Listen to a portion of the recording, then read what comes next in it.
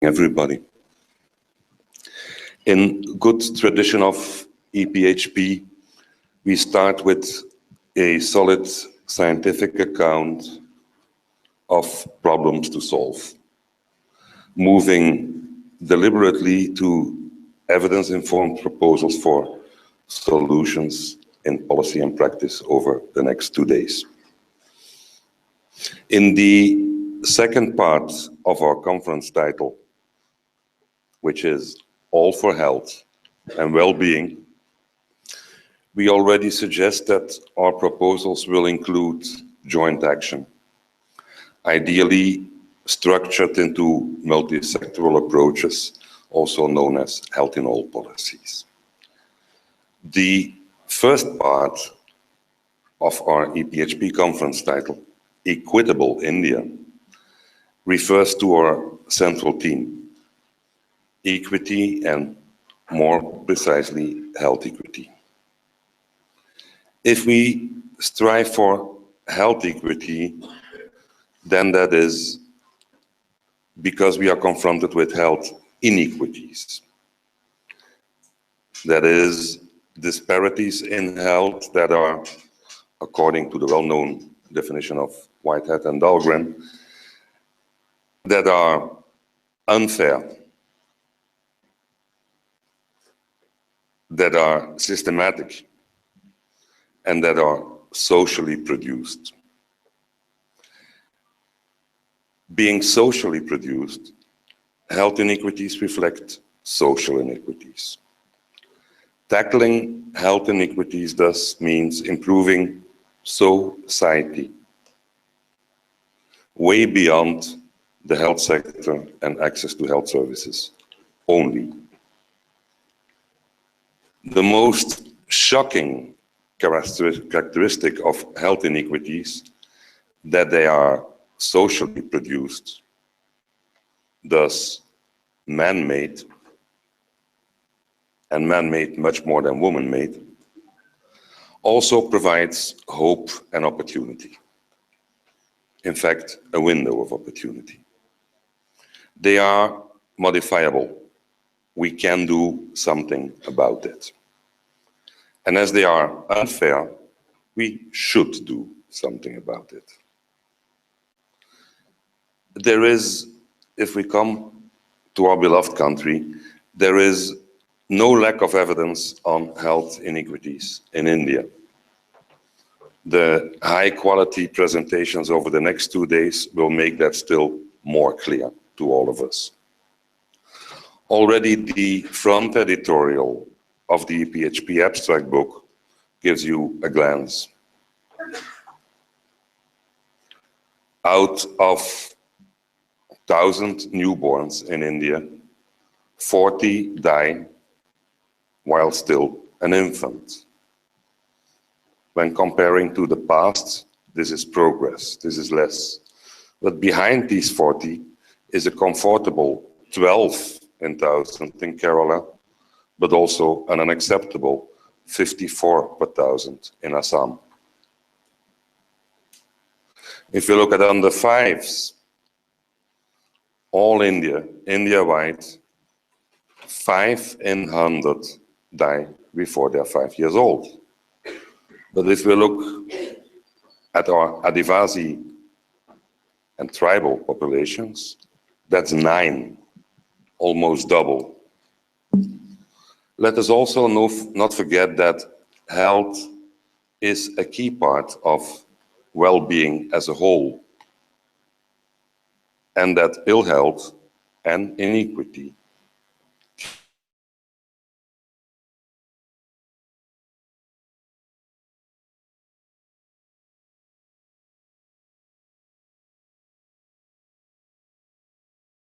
and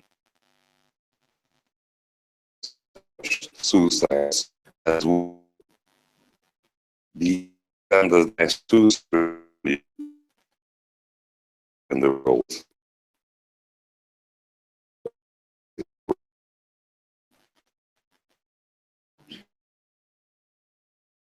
To achieve a better understanding of health inequities, we have gathered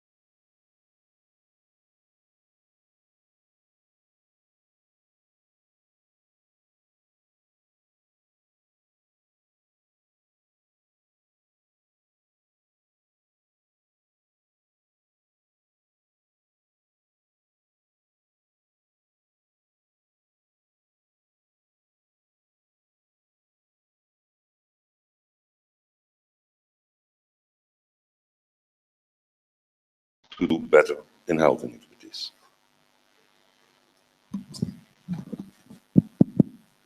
Thank you, Chair, and good morning, everybody. I think what you said, Chair, there are two things I would like to say. Millennium Development Goals were again very much focused on health, especially in the health. It was maternal health, child health, HIV/AIDS. And it has worked. There have been some achievements, but that has created, in fact, more inequities and more silos because we're measuring averages, that's fine.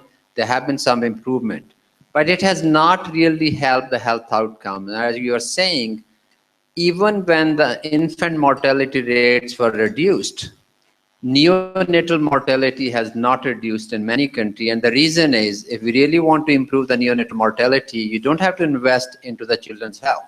You have to invest into the woman health, and you have to invest into the social determinants. And those are very different approaches. So obviously, whenever few people get together, wise or not wise, politicians or the scientific community, they try to develop some sort of global movement. So the MDGs has moved a little bit, but in a way, there are critics who said it has in fact damaged the overall development of the health. So now the word has moved to the SDGs, as you are saying. SDGs, I think people may not realize, is really a revolutionary slogan because it has taken away the ministries of health. It has taken away the power of the governments. It is more with the people, more with the community, and more with everybody. It's very inclusive, and it is not entirely related to the health. And I think last night, one of the speakers was saying, there's nothing about like maternal mortality, child mortality. It is like health and well-being. How do you define health and well-being? It is like $1 million question, but something we need to do. How can we all live happily, longer, and with the issues where there's no inequities? How would it happen? I think we all need to change our mindset. Most of us who are sitting here, unfortunately, are medics, except people like Professor Sen, who has been championing this thing, and I'm sure she is very delighted that she has seen the effort she was doing in her own life. There are people are now talking about the social change, social movement, social determinant, and social development goal or sustainable development goal, whatever you want to call it.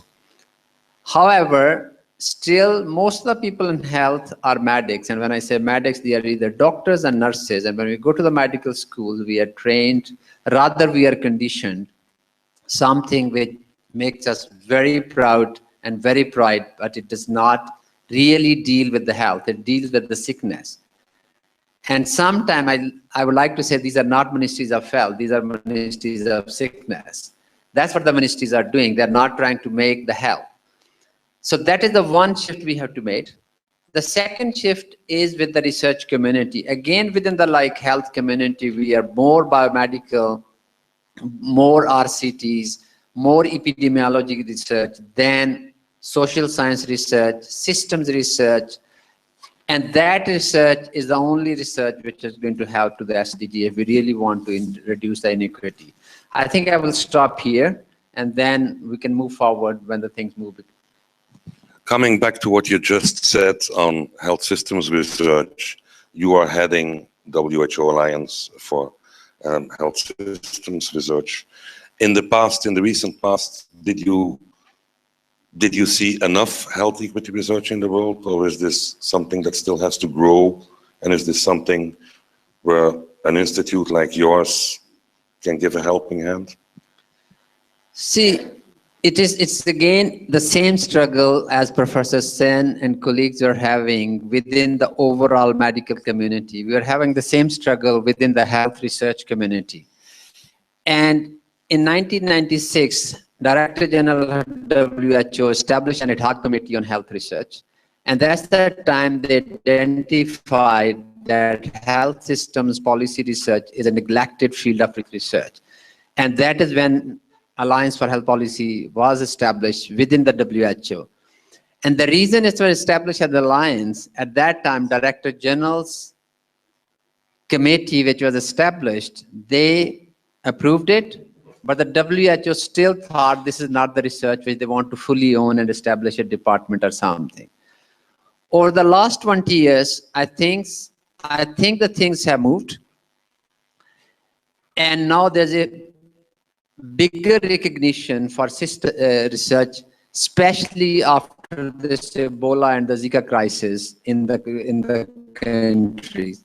But at the same time, the failure of the MDGs, and then there's an overall, I think, voice of the civil society, which has gone higher and higher.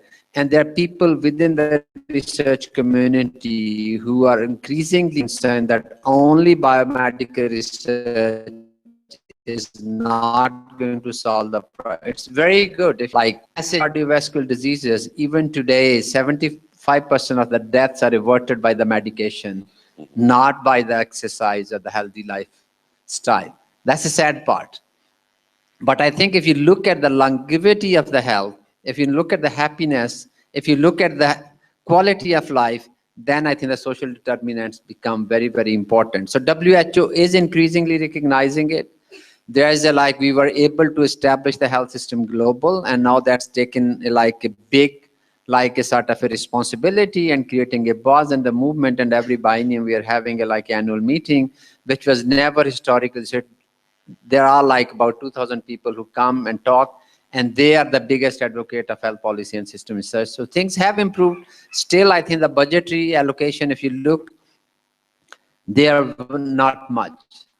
That is very minimal budget, which is still coming to the social science research and health, policy research or the system research. So we need to work, and we need to work, but I think it will only happen if we are able to work with the policy and decision makers so that they can demand and they can apply, or either with the implementers. Thank you, Dr. Abdulghaffar. And now turn to Professor Geeta. Thank you to expand a bit on this difficult parts of health equity research over the last decades. What are the key questions? What are the challenges? Okay.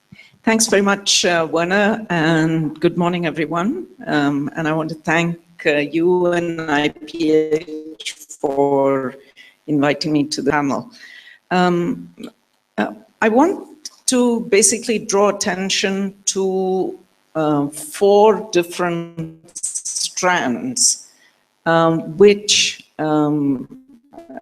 have been working sometimes together, sometimes at cross purposes over the last 2 or 3 decades or so, and which account for why we are where we are in terms of attention to health equity and inequity and inequality in research. The first one, in terms of looking at strands of research, was the quite remarkable work Wilkinson and Pickett, which I'm sure most of the audience knows, the spirit level. And what was remarkable was that it wasn't looking at low and middle income countries at all. It made what was a very powerful point, even though, of course, inevitably, there's a million people who have tried to pick holes in its approach and methodologies and so on, but still, which pointed to the relationship between high inequality and poor health and risks. And what was very particularly important was that poor health outcomes had inequality as the driving factor in the differentials among different, not the level of per capita income or GDP. This, of course, followed a very rich vein of critique of trickle-down approaches to economic growth, which said grow and all your problems will get all back to early years of the neoliberal Washington consensus, etc., etc. And we know that now, particularly after the crash of 2008, there is a very strong vein of research on inequality more generally. Just, I think it was yesterday or the day before that Joe Stiglitz was in town, and he and Branko Milanovic gave a whole, and I understand I wasn't there, but the audience was huge, on global inequality and its implications for India. What I think, however, is that health researchers need to enter much more strongly in this research. That is, what Stiglitz and people are talking about is general inequality, with a few allusions to health and education and so on and so forth. But strong research that links what is happening in the economic system to health inequity and inequality, I think, is an area that is really needed. The second strand is, of course, on the social determinants of health, which Dr. Ghaffar has already touched on. And I won't say too much about that for that reason, but of course we all know that there was a WHO commission with its knowledge networks, and we all know that it didn't get very far in terms of being picked up. Partly due to the unfortunate demise of Dr. Kim, but due to a whole range of other political, economic reasons as well.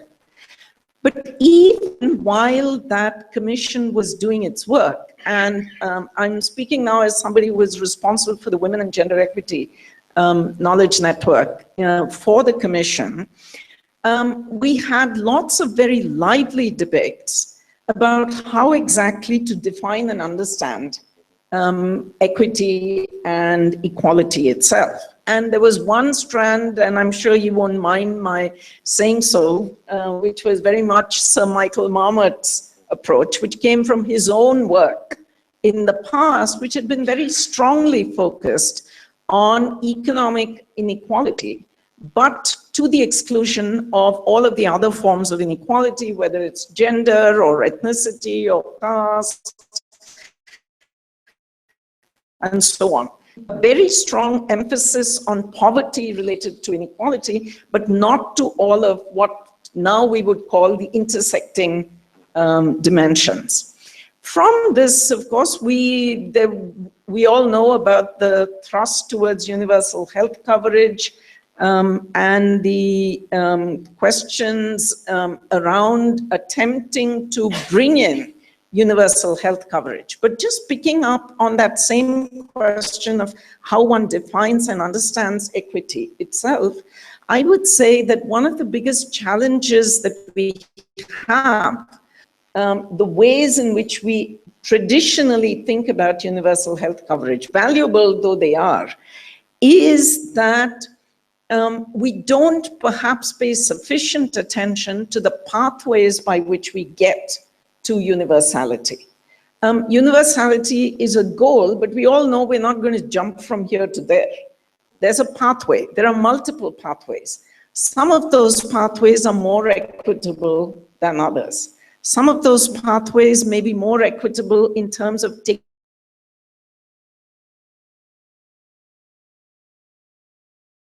account of a pathway that goes for the low-hanging fruit of inequality may in fact be showing you moving towards universality, but it's actually may not be touching the deep act is not touched. And my last point is in fact about that deep inequality, because even the National Rural Health Mission from, and I've heard this from people who are very closely involved in implementing it, is that they're deeply worried that as much as it may have, and I know this is all open to challenge and question and so on, but I think few of us would deny that it has had some kind of impacts in terms of improving access. The real worry is the bottom 20%. The bottom 20% of women who need maternal care are still not being addressed or touched, despite all of the money being poured down into NRHM over the years. And that bottom 20%, what I'm calling deep inequality, is in fact intersectional inequality. Who is at that bottom are in fact not just people or women who are poor, but who also are SC/ST in India or from marginalized groups and populations elsewhere. It's intersectionality that in fact defines what I'm calling deep inequality, but also is the reason for the persistence of deep inequality. Because you may be able to address the economic sides of it, but addressing the social dimensions of that deep inequality are much, much more complicated, and that's what makes us persist. And that's partly the reason, of course, also when program managers and others go out, they don't want to go to that level because showing results there will take much longer than their usual timeframes tend to be, and they sort of go for what I'm calling the low-hanging fruit. So my last point is really the importance of looking at intersectionality in a much, much more fundamental way than we tended to do so far. I know that some of you were present at a very interesting workshop, pre-conference workshop yesterday that Sundari led. But we know that this multiple intersecting inequality, the research on this really needs to go much, much further than we have at the present time. One of the challenges we've had with it, precisely because when you throw in so many dimensions of inequality, economic, gender, caste, ethnicity, disability, age, and others, trying to make sense of all of it in a manner that is then translatable either into good research protocols, certainly into programs and policies, can be complicated. I do believe that in our own work, we have cracked one element of that, which is in fact for the longest time people thought it was impossible to do this using quantitative methods. And I believe that that is now possible, and it's possible in relatively simple ways. But what being able to throw strong quantitative methodology into the analysis of intersectionality does for us is that it allows us to do what almost nothing else can do, which is to look at the relationships among what one would call the middle groups. That is, we all know, there's no need to tell us that rich upper caste men in India and poor Dalit women are going to be at two ends of any social or economic spectrum. But what about the groups in the middle? And I believe these groups in the middle are important because, first of all, they're the bulk of the population. Secondly, that's where much of the politics of which we see being played out in many different ways in this country are in fact being played out. And if we don't understand what the nature of that inequality and those relationships are, how poor men, for instance, might leverage their gender position to get hold of the health resources available in the household to the disadvantage of the poor women in the household. If we don't understand those mechanisms, or how a OBC poor man may be able to use the OB categorization, leverage political capacity and resources, we need to be able to understand what's going on in the middle. And I think that intersectionality research is really where we need to go, where we need to understand what's happening with you. Mm-hmm. Your benchmark research on that middle phenomenon has enriched indeed a lot an understanding which already became clear with the Commission on Social Determinants on Health, that it's not only the two extremes, but that there's a gradient all over. And that gradient is also there in inequity, of course. Now, you said that the Commission on Social Determinants on Health didn't reach that far, not by itself, but in being picked up afterwards. Would it help if we would all talk the same language? Britain's stock inequalities, continental European stock equities.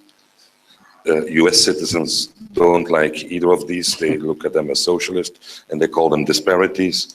What if we would use the same language?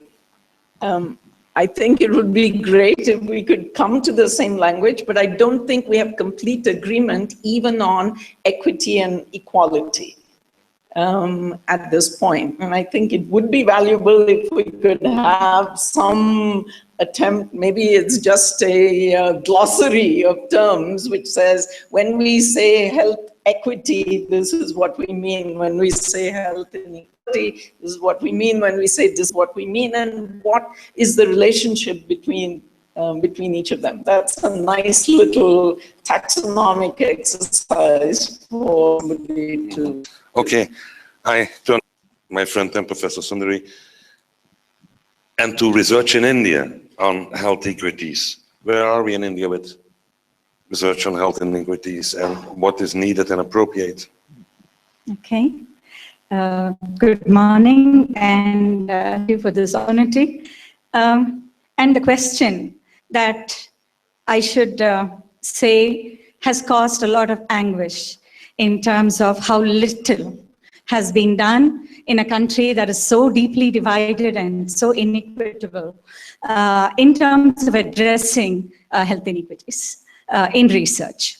So in Achyuta Menon Center, we had undertaken a mapping and synthesis exercise of health inequity research.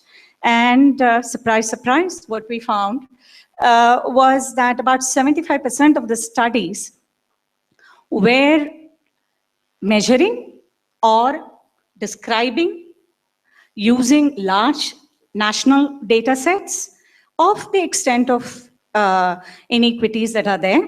And first round, second round, third round of the same surveys were repeated to basically pose and answer very similar questions. Now, I'm not saying it's not important to document. I think it is the first step. It visibilizes. But even in this kind of research, what was missing was several very important categories. What about so sexual orientation and disadvantages, even migrants? Now, because that's not, various disadvantaged groups have not yet been even described in terms of how much and what kinds of health inequities they suffer. So that's a big gap. You use whatever categories are readily available to you, and you only study those. That's important. But what about a huge gap in, of course, the intersectionality, Geeta has said enough. And I think that's a huge gap as well. But when we haven't even started with basics, I think that's quite a Maybe long not everybody distance. in the audience is familiar with the term intersectionality. Could you briefly explain? Okay. Geeta just talked about how we were not looking at multiple categories. That is, we treating all women as the same, all men as the same when we do just a sex-based analysis. But there are poor women and rich women, and there are groups of women who are more privileged than some groups of men. And, so that kind of nuance not being there. But the most important thing for me is that we have not begun to ask the why questions. Why are there these health inequities? What are the pathways through which they have been created? And how are they being reinforced? That's one big question that's missing in a lot of research. And the second one is research that would move us towards solutions. What is the kind of social scenario where there will not be health inequities? What is stopping us from going there? And there, I think, we have to look at the larger structures.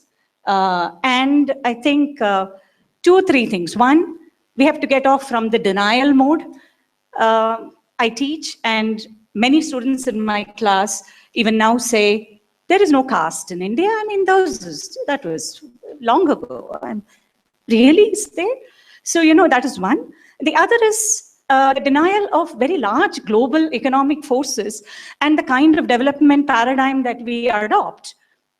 And then in the same, there is this double speak of, on the one hand, we want economic growth at the cost of everything else. And on the other hand, we're very concerned with health inequities. I don't think the two go together.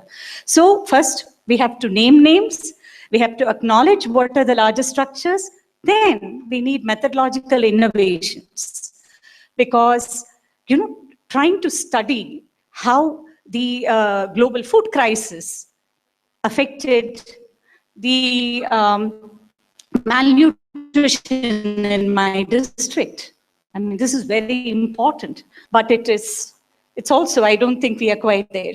And I think this means genuine multidisciplinary, beyond just statistical analysis, to draw conceptually, and to do, yesterday in the pre-conference workshop, Prashant was mentioning theory-driven research, with the understanding of, or at least hypothesis of how various things are affecting what is happening at the ground level, rather than start with your data, come up with some analysis, and then you find some statistical significance, and then you start interpreting backwards, saying, could it be this or could it be that?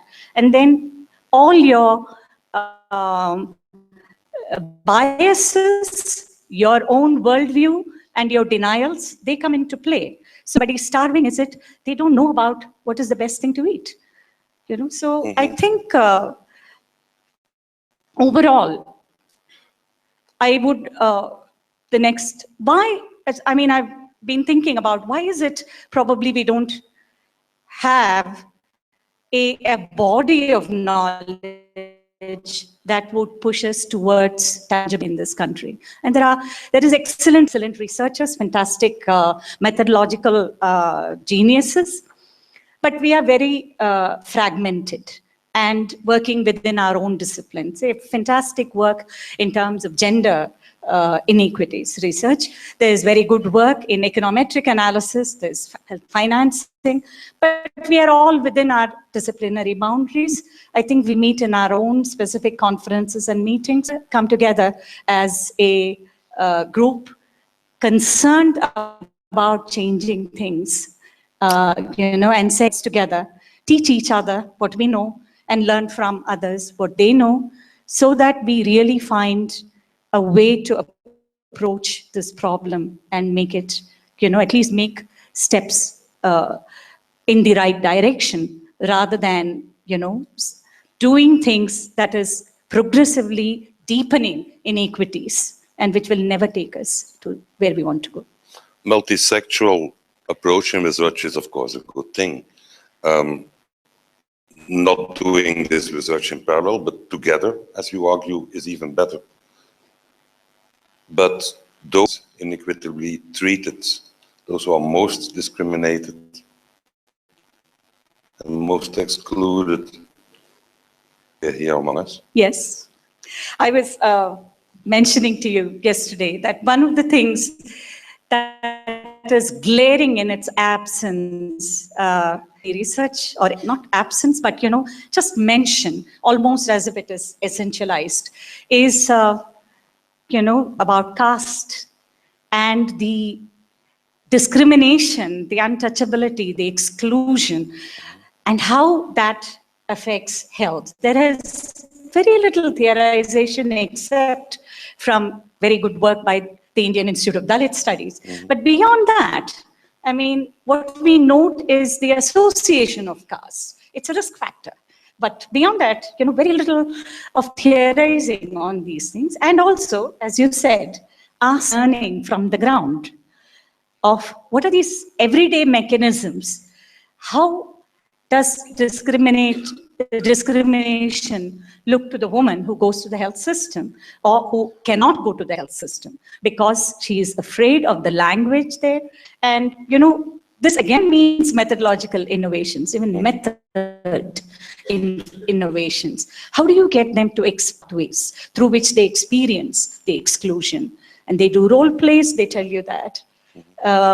They tell you in various situations rather than in an in-depth interview or in a question-answer kind of session. So participatory research, but I would, even when I say participatory research, I would just like to say backed by the right mindset.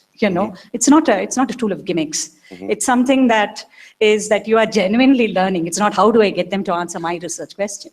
It's much more than you also made the case, a strong case, how an intersectional approach in research can make us make the much needed move from descriptive research to coming to describing mechanisms that explain. Now, if I understood it correctly, in an intersectional approach, we don't look at these different localizations of people. In parallel, we take them together and we look at what the end result is and how it is constructed. Yes.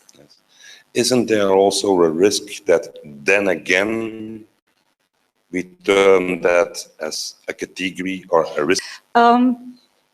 We could. Any method has that issue. But in intersectionality, there is this creating a priority. Because, and also assuming always powerful or I'm always powerless, or that somebody like, a Dalit rural poor woman is not always powerless. Depends on her age, it depends on who she is interacting with. And, so there could be further marginalized categories than her, like an Adivasi woman, and so on. So to understand that these are mediated and that it's power that describes which, and this is time specific and it's context specific. So the same person is powerful, powerless, has disadvantages, has advantages, and depending on the research question that you're looking at, you have to then discover which categories matter It's not that you have to take all the categories, but that in that particular situation, which categories seem to matter. And some of that actually comes from exploratory kind of talks from the group itself, saying, I think I'm better off when I grow older, or that we are not so bad as them, and because of these reasons. So thank you. All three of you have explained what health equity research should be in terms of fields and in terms of methodology and approaches. Could any of you, or all three of you, also say what it should lead to?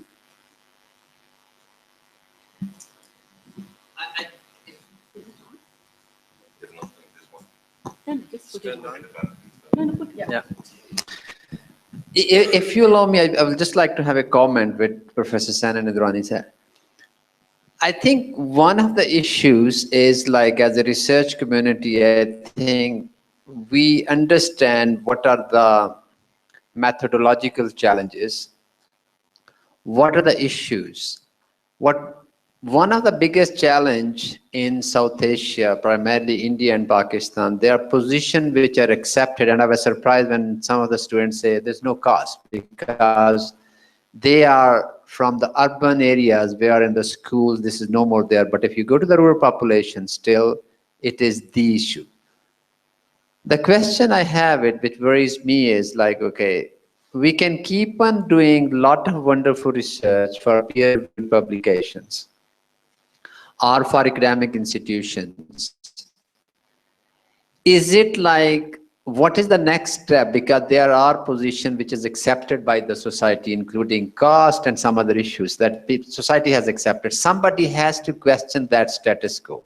We provide that argument as scientists, but how can and who has to act? Is it the parliament? Is it the civil society? Is it the research community? Obviously, donors are not going to do it, and the global economic forces are not going to do it, because it is in their interest to keep these things. And I think that needs to be done, that how can we make this wonderful research which is being done, conducted, and then disseminating review domains. But I think there's a step which is missing, and somehow or other we do, but I think that's what needs to be done a little more. And other, I think the issues are like, the reason I'm saying it like this, social determinants, the commission it has, and I will not say much being a WHO staff, it was a complete political thing why it has not happened, and most of us know it. But the question is, all this research we are talking, it questions status quo. It is a political research. It's not a social science research. These are not social, we call it, but it is basically a political thing which needs to be dealt, and I don't know what is the best way to move forward, but it is a deep, hardcore politics. And sometimes we have done very well, like if it's a tobacco, if it's a sexual orientation, we have done something. But on the cost, on all migration and all those things, we say something, but we don't move forward. And I think that's the next step we need to do within WHO, within funding agency, within academia, within the civil society. But Professor Sen, I think, is much better than what I am. Well, I don't have the constraints of WHO on me, so I can say what I please.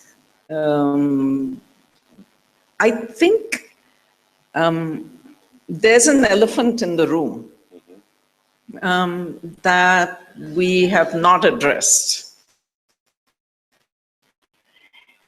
And the elephant is the current avatar of neoliberalism.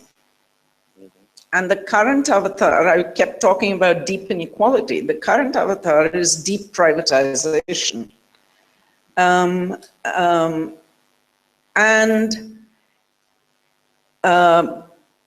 Wherever one looks, whether it is the constraints on WHO itself in terms of its funding and the fact that core funds have become such a small proportion that that the organization is really hamstrung and is being driven into the arms of the private sector or private sector surrogates in a variety of ways, or it is the SDGs themselves.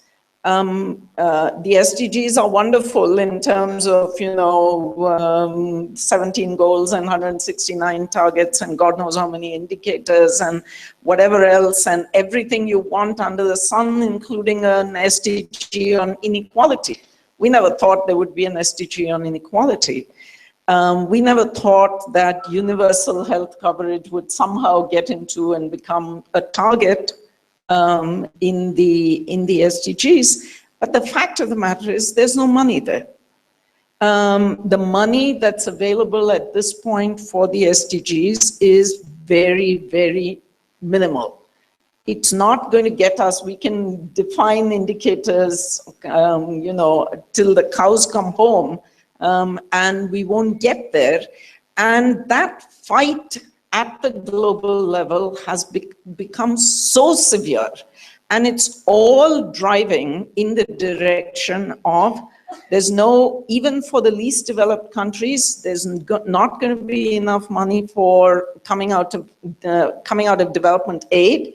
Please rely on yourselves, whatever that means, and rely on the private sector. Open up to the private sector. So I think that the biggest political and other challenge that we face at this point is this question of, we can keep on talking about equity and intersectionality and all sorts of good stuff, but what is it that we are actually going to be able to do in terms of understanding the rapidly expanding role of the private sector, including within this country? We all know there's no money in the health budget, but where are we? So where is it supposed? Where is the Prime Minister's health assurance supposed to come from? Thank you. Sundari, can you leave us with a word of hope? Well, then I would say it's a call for everybody in this room to recognize that health equity research is a political project and to join hands towards research that can change things, and so that we don't have to keep meeting and comparing notes about how bad things are, and begin to say, and it's a political thing. It means you are challenging the status quo, and it's not going to be in many people's comfort zone. But I think if you're all here, you are committed to it, and I look forward to better times ahead. Thanks. Okay. Is that hopeful enough? It is. It has been a pleasure to listen to your rich experiences and wisdom, and I'm sure that it paves the floor on which you can build on in the next 2 days. I thank all of you in the audience, and I thank you three.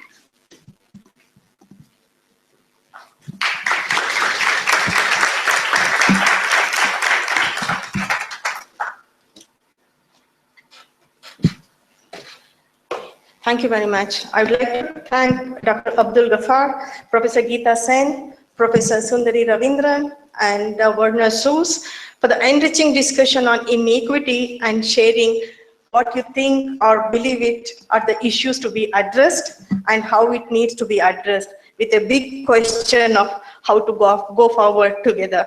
Thank you very much. Thank you. And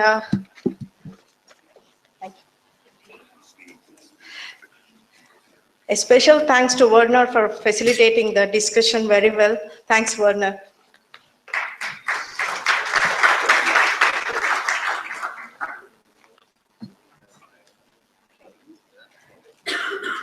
Just few information about how the